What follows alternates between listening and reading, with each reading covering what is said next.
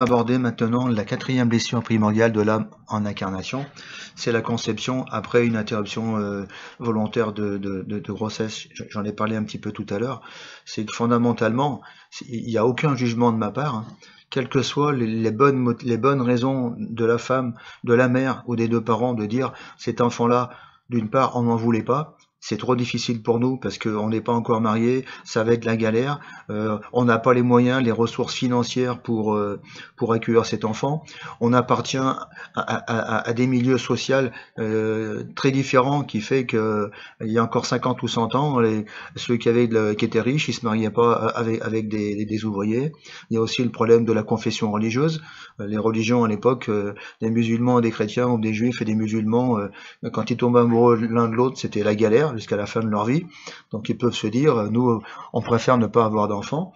Et il y a aussi les problèmes racial, donc les couleurs de race. Vous connaissez comme moi tous les problèmes qu'ont eu les Africains, les êtres qui sont de peau noire, quand ils sont hommes ou femmes, quand ils sont avec un partenaire de peau blanche et qui sont en Occident et même chez eux, parce que chez eux aussi, ils sont aussi des métis.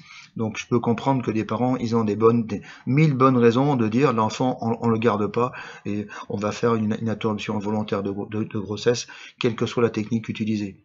Donc ça, moi, je vous dis bien, j'ai aucun état d'âme par rapport à ça, c'est aux parents de décider. Par contre, quand je me place de la part de l'âme en incarnation, quand je me place de comment l'âme vit ça, c'est effectivement une tentative d'assassinat. C'est plus qu'une tentative. Ah oui, c'est que ça a réussi.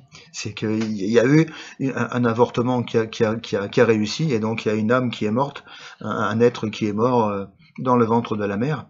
Donc non seulement il y a l'empreinte de la mort dans le ventre de la mère, mais en plus il y a aussi l'empreinte de l'assassinat. Et donc l'être qui est conçu après une interruption volontaire de grossesse, il va porter non seulement le poids de la mort, il va aussi porter le fait qu'avant lui, un être a été assassiné. Et quand une âme s'incarne, comme tout ça c'est au niveau énergétique et émotionnel, elle ne fait pas la différence. Donc un être qui naît après une tentative d'avortement, c'est un être qui va tout au long de sa vie, il va systématiquement se sentir pas aimé de ses parents, parce que il va reprendre à son compte le fait qu'on a essayé de le tuer. Et donc pour lui, c'est à un niveau inconscient, bien évidemment, hein. En conscience, il est totalement ignorant de tout ça, mais à son insu, il va récupérer le poids de la mort et la tentative d'assassinat pour lui, et donc il va croire que c'est lui, que la mère et que le couple a essayé de faire passer. Ça veut dire que ça va l'amener dans un refus de vivre. Ça peut l'amener dans les cas extrêmes, ce que j'appelle le tabou d'exister.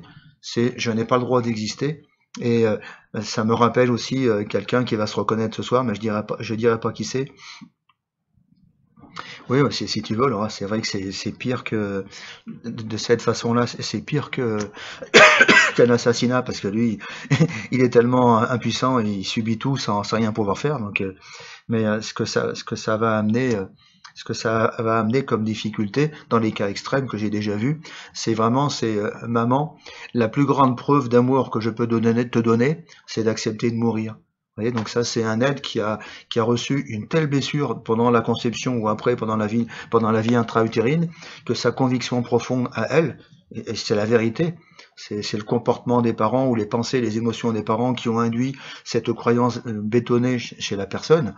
C'est que je t'aime et la plus grande preuve d'amour que je peux te donner, c'est moi, c'est d'accepter de mourir et cesser de vivre.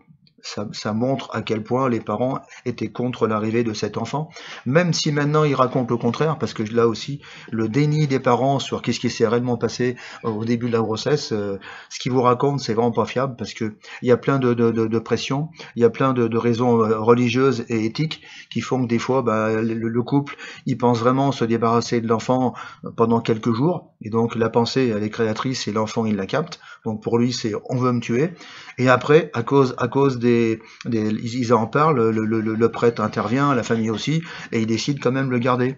Mais il suffit que pendant quelques heures, quelques minutes ou quelques jours, ils aient vraiment envisagé en disant non, on ne veut pas le garder, et ça y est, l'enfant, lui, il sait que on va bientôt le tuer et qu'il va bientôt mourir, quoi. Donc c'est des marques à vie, ce genre de blague-là. Donc ça aussi, cette blessure-là, elle est vraiment très difficile. Ceux parmi vous qui avez vécu ça, je vous conseille plutôt de prendre le soin complet. C'est le soin le plus complet. Tout à l'heure, je vais en parler. Et ce soin-là, je vous conseille aussi après de prendre quelques rendez-vous individuels pour voir, parce qu'il y a en une seule séance, là, le soin à distance qu'on va faire sur ce thème-là, c'est seulement l'impact. C'est-à-dire, c'est la blessure d'avoir subi une tentative d'assassinat. Mais après, il y a aussi toutes les autres séquelles qu'il va falloir traiter. Donc, je vous conseille après de prendre quelques séances pour pouvoir se libérer de ça, quoi.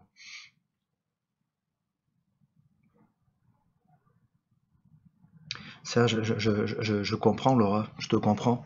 Il y a vraiment malheureusement beaucoup de femmes qui font des dépressions nerveuses dans les mois qui suivent à une interruption de grossesse, même si elle est volontaire. Vous savez pourquoi? Je dis pas ça pour blesser les femmes, mais fondamentalement, c'est la plus grande négation de la part féminine que vous pouvez porter que d'accepter un avortement, même quand vous avez pas le choix, parce que la femme biologiquement parlant et humainement parlant, spirituellement parlant et psychologiquement parlant, elle est faite pour porter la vie et donner la vie. Donc une femme qui choisit d'interrompre la vie et de donner la mort, faut vraiment qu'elle soit hyper coincée. Elle n'a pas le choix, et des fois elle est vraiment coincée.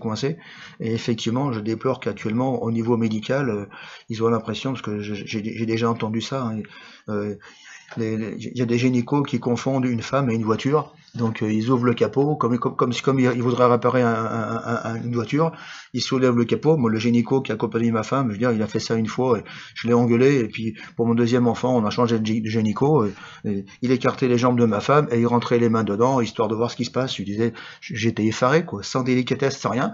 Je me disais, mais il est fou ce mec-là, c'est le sexe de ma femme qui touche là, c'est pas une voiture, on soulève pas le capot, il est pas en train de changer une pièce, et ensuite, voilà. Donc effectivement, il y a aussi un travail qu'on peut faire aussi, c'est pour les femmes qui ont malheureusement été obligées de faire un ou plusieurs avortements, choisis, contraints, mais choisis quand même.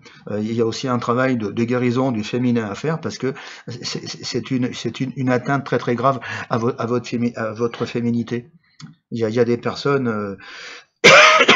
Je te fais rire, bah écoute, tant mieux si je te fais rire, parce que je peux te dire que j'ai tellement vu de femmes qui avaient été obligées de faire ça, et des fois elles ne veulent pas, c'est la famille ou le compagnon qui l'oblige à faire un avortement. Donc l'avortement, il est même pas volontaire, il est forcé et contraint. Je peux te dire, ça fait de la casse, et il y a des femmes qui s'en remettent jamais.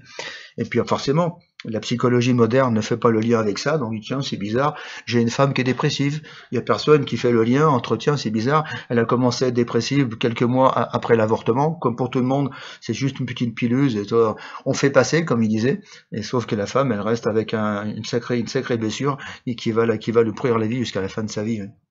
Voilà. Est-ce que vous avez des questions par rapport à cette blessure-là?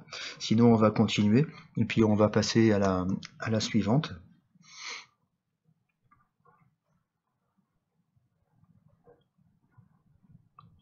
Alors ça, c'est une autre question, ça. Je vais...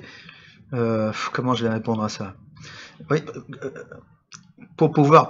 Comment vous dire ça? C'est là où je... Vous savez, comme je sais pas si vous avez vu la vidéo que j'avais faite il y a maintenant 3-4 ans quand je suis passé au grand changement, quand je disais, ce qui est intéressant, c'est pas les questions que vous posez, ni les réponses que vous avez envie d'avoir, c'est pourquoi vous posez cette question-là et qu'est-ce qui se cache derrière. Donc là, je dis pas ça spécialement pour Guylaine, mais c'est une remarque que je ferai aussi quand je vais commencer à faire des visios publiques sur le thème des grandes illusions spirituelles. Ça, c'est une question qui est alimentée par une grande illusion spirituelle qui est actuellement dominante sur Terre, qui est hégémonique. C'est l'histoire des plans d'incarnation où l'âme, elle décide tout. Donc une âme, elle ne voulait pas vivre sur Terre, et coup de chance, il y a sa mère qui l'a fait passer. Moi, je vais pas rentrer dans le détail ce soir, mais toutes ces illusions, je les ai rencontrées, je les ai démontées et je les ai mises toutes à la poubelle. Voilà. Donc, quand une âme s'incarne, c'est qu'elle veut vivre. Sinon, elle ne s'incarnerait pas. Parce qu'une âme, elle n'est pas perverse, elle n'est pas folle, elle n'est pas manipulatrice. Elle veut vivre, elle s'incarne. Après, ce qui se passe, c'est du ressort des parents, quoi. Et donc ça je détaillerai ça dans quelques semaines ou quelques mois quand je commencerai à lancer, parce que je sais que c'est un thème qui va être hyper polémique. Je sais qu'avec ça, je vais me faire tirer dessus de partout. Je vais me faire de nombreux ennemis. J'en ai déjà pas mal comme ça parce que je suis pas comme les autres. Je raconte pas la même chose. Vous savez, il y a actuellement dans le monde du spirituel, il y a une espèce de jet set, il y a une espèce de pensée unique. tous ceux qui pensent comme la pensée unique, on leur fait les tapis rouges, on leur porte la brosse, tout va bien. Et dès qu'on a une pensée qui est originale, qui est pertinente et qui est différente des autres, on est tout de suite rejeté parce qu'on est le vilain canard. Depuis que je suis petit sur Terre, j'ai toujours été le vilain canard, j'ai l'habitude, ça me gêne pas. Il faut que je vois maintenant, est-ce qu'il y aura suffisamment de personnes qui veulent entendre, qui veulent se libérer de ces illusions spirituelles. C'est ça qui ferait, peut-être que je ferai l'essai 2-3 fois. Si les gens sont intéressés, il y a au moins un minimum un vrai public, je continuerai. Si ça intéresse personne, ben c'est plus mon problème parce que je leur ai tendu la perche. S'ils veulent pas la prendre, ben ils resteront dans les illusions et ils continueront à tourner en rond comme moi j'ai tourné en rond pendant 30 ans, quoi. Voilà. Voilà, je ferme la parenthèse là-dessus pour Guylaine et pour Laura, parce que ça va emmener beaucoup trop loin. Et il faut vraiment, vous savez, chaque fois que j'ai essayé ça, c'était très difficile et j'ai été très très critiqué.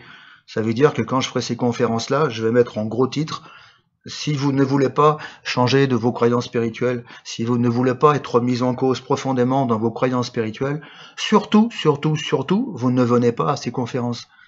Moi, les personnes qui peuvent entendre ce que j'ai à dire, c'est des gens qui tourneront au niveau spirituel depuis longtemps, qui ont tellement tourné en rond, qui ont plein de choses, qui ont pratiqué plein de choses, et ils voient que ça marche pas, et ils se disent comme moi il y a 30 ans, mais bonsoir, comment ça se fait que je galère et il n'y a rien qui bouge pour moi malgré mes 20 ans ou 30 ans de travail perso. Quand vous êtes prêt à remettre en cause tout ce que vous savez, tout ce que vous croyez savoir, tout ce que les autres vous ont raconté comme étant vrai, quand vous êtes prêt à remettre en question tout ça, vous êtes mûr pour travailler avec moi, vous allez voir, vous allez avancer très vite. Tant que vous n'êtes pas mûr, vous croyez comme tout le monde, à 2000% que c'est la vérité et que vous voulez pas entendre le contraire, c'est clair qu'il vaut mieux ne pas venir à une de mes conférences spirituelles parce que vous allez être pris à contre-courant et c'est pas bon, quoi. Vous allez être pas bien et puis vous allez devenir agressif à mon égard et ça m'intéresse pas. J'ai déjà assez donné là-dessus. Donc c'est clair que je vais prendre encore le temps de réfléchir avant de faire ces conférences-là parce que elles sont pour moi à très haut degré de risque. J'ai pas envie. J'ai déjà pris beaucoup de coups de magie. J'ai pas envie d'en prendre davantage. Je veux bien en prendre un minimum, mais par rapport à des gens qui sont prêts à faire un saut quantique et à passer dans une autre réalité en dehors du monde de la religion, au dehors du monde du spirituel, parce que maintenant les traditions spirituelles, les mouvements spirituels sur Terre, c'est comme les religions, c'est une nouvelle religion, mais qui vaut pas mieux que les anciennes religions. En gros, on a remplacé des religions structurées, que vous connaissez, les 4 ou 5 religions mondiales les plus connues, on a remplacé ça par un grand mouvement mondial spirituel qui vaut pas mieux, parce qu'il y a plein de divisions spirituelles dedans, quoi. Voilà. Et je ferme la parenthèse sur ce thème-là. On en parlera plus tard à l'occasion des futurs visios. Si vous avez envie de venir, mais si vous voulez venir, vous sachez que vous allez apprendre des choses, mais ça va bousculer vos croyances fondamentales. Voilà.